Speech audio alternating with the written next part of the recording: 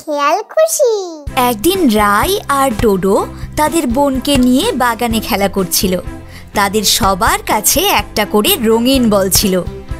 ডোডোর কাছে লাল বল, রায়ের কাছে নীল বল, আর তাদের বোনের কাছে একটা হলুদ বল ছিল। তারা তিনজনে বল নিয়ে লোফালুফি করছিল। খুব মজা হচ্ছে, খুব মজা হচ্ছে। এই নে দিদি, ধর।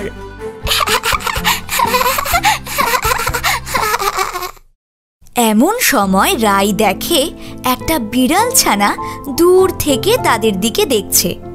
রায়ের বিড়াল ছানা অনেক ভালো লাগে। রাই ডোডোকে বলে, ভাই দেখ, ওই বিড়াল ছানাটা অনেকক্ষণ থেকে আমাদের দিকে দেখছে। মনে হয় ও আমাদের সাথে খেলতে চায়। চল দিদি, আমরা বিড়াল ছানাটাকে নিয়ে আসি।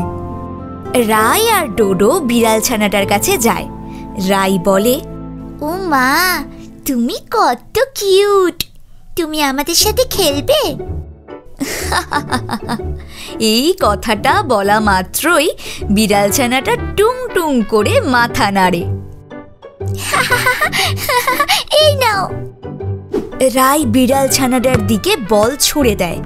সে বলটাকে নিয়ে সামনের পা দিয়ে নাড়তে থাকে আর ম্যাও ম্যাও করে ডাকতে থাকে। তাকে দেখে রাই আর ডোডোর বোনও অনেক আনন্দ পায়।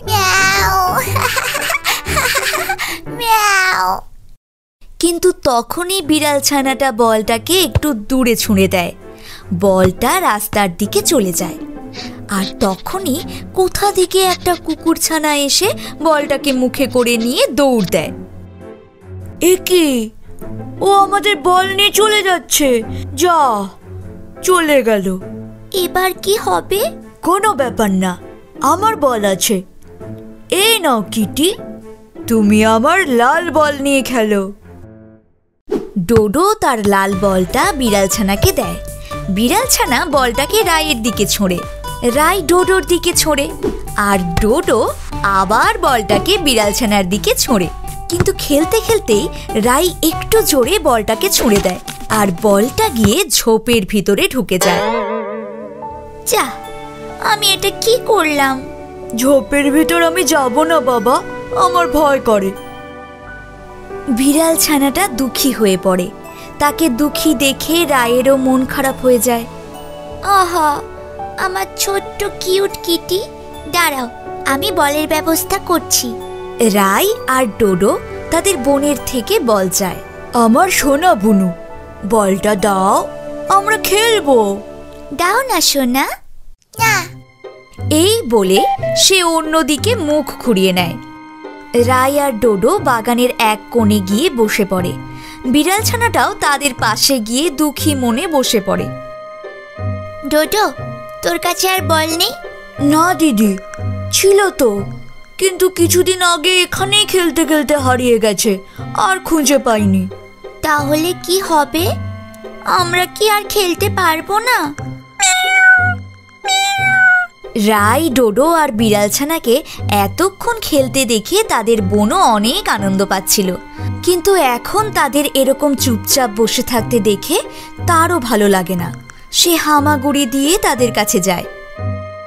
বল, মিয়াও, বল।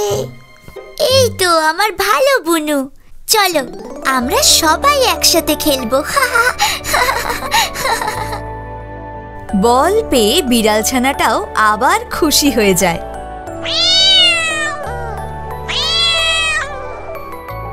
আর তখনই সেই কুকুর ছানাটা মুখে করে সেই রায়ের বলটা নিয়ে আসে আর তাদের সামনে রেখে লেজ নাড়াতে থাকে।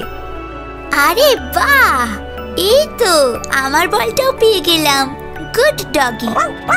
কুকুর ছানাটা লেজ নাড়তে নাড়তে ঝোপের ভিতরে ঢুকে যায় আর লাল বলটাও মুখে করে নিয়ে আসে। আরে বাহ, এই বলটাও পেয়ে গেলাম। ধন্যবাদ পাপ্পি। চলো আমরা সবাই একসাথে খেলি। এরপর সবাই একসাথে বল নিয়ে খেলতে থাকে। সবাই মিলে একসাথে খেলার মজাই আলাদা। এইভাবেই রাই আর ডোডো একটা খুশির দিন কাটাতে থাকে।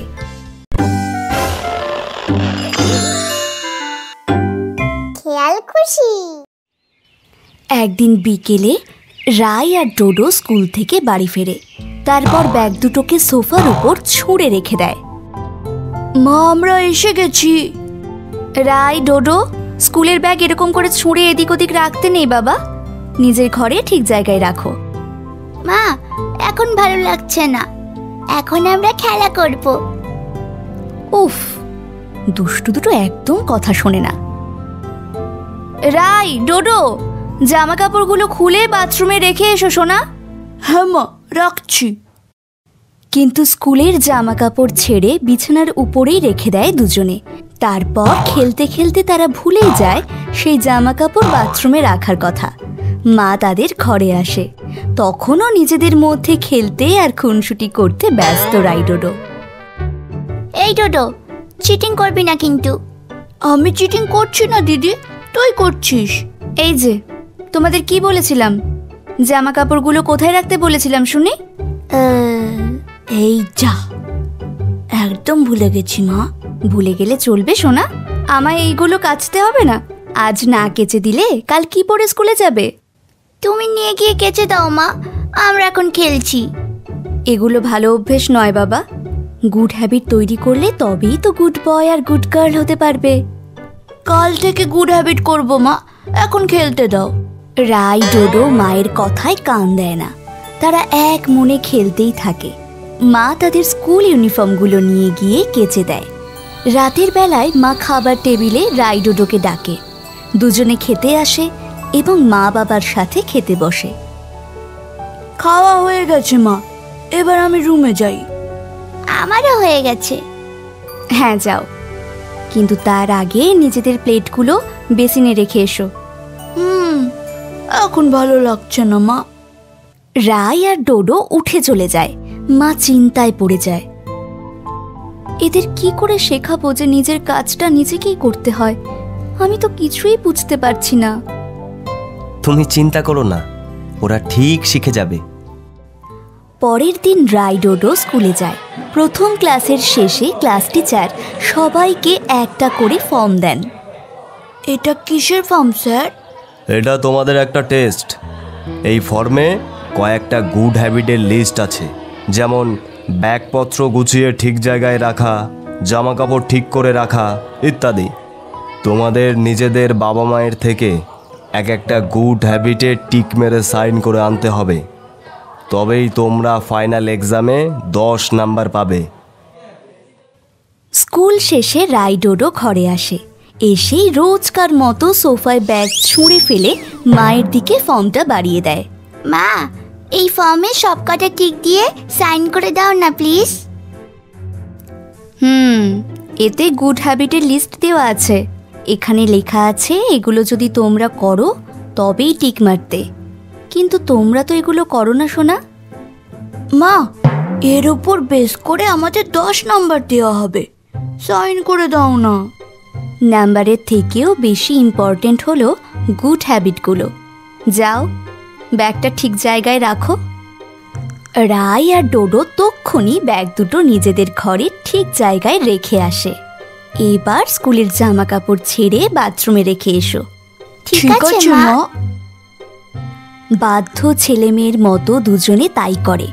তারপর নিজেদের ঘর গুছিয়ে রাখে, ঠিক সময়ে পড়তে বসে, আর তারপর রাতের খাবার খেয়ে নিজেরাই নিজেদের প্লেটগুলো বেসিনে রেখে আসে। এটা দেখে মা খুব খুশি হয়। মা, আমরা বুঝেছি যে এই গুড হ্যাবিটগুলো আমাদের ভালো মানুষ তৈরি করে, তাই না? হ্যাঁ সোনা, একদম ঠিক। আমরা এবার থেকে প্রতিদিন এই গুড হ্যাবিটগুলো পালন করব। এই তো আমার সোনা বাচ্চারা। মা রাই আর ডোডোর মাথায় হাত দিয়ে আদর করে দেয়, তারপর ফর্মে টিক দিয়ে সইও করে দেয়। রাই আর ডোডো তারপর থেকে সত্যি গুড হ্যাবিটগুলো পালন করতে থাকে। গুড হ্যাবিট পালন করলেই গুড বয় আর গুড গার্ল হওয়া যায়। হ্যালো বন্ধুরা, আশা করি তোমাদের ভিডিওটি খুব ভালো লেগেছে। আমাদের আরো মজাদার ভিডিওগুলি দেখতে হলে এক্ষুনি সাবস্ক্রাইব করো। বাই বাই বন্ধুরা।